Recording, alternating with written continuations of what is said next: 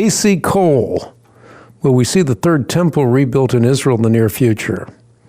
You know, as a Christian, the one thing we don't want to fixate on at all is the idea of a rebuilt temple.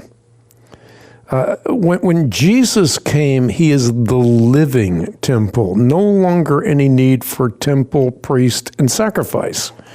In fact, Hebrews talks about the abomination it would be to go back to types when the antitype that fulfills the type comes.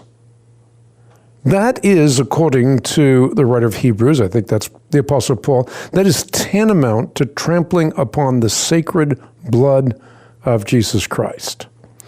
So Christians don't look forward to a rebuilt temple during the tribulation, then another temple during the millennium. Christians ought to look forward to the Christ who already came in the first advent and will come again in the second advent.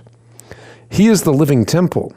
But what's interesting about that living temple is that living temple is also constructed of stones.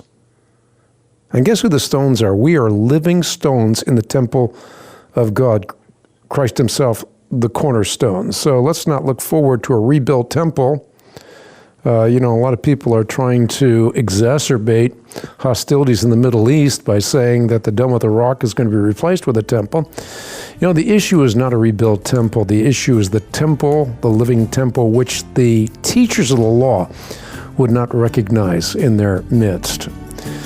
We, unfortunately, are done with the radio portion of the broadcast. We're counting down the seconds. We'll be right back here tomorrow with more of the Bible Answer Man broadcast. Do remember, Monday through Friday, wherever you are, the number to dial, 888, toll-free, 888-ASK-HANK, numerically 888-275-4265.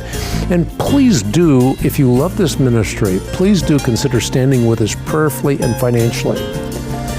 You can stand shoulder to shoulder with us in the battle for life and truth, make a difference not only for time but also for eternity, and given a safe, secure fashion on the web at equip.org.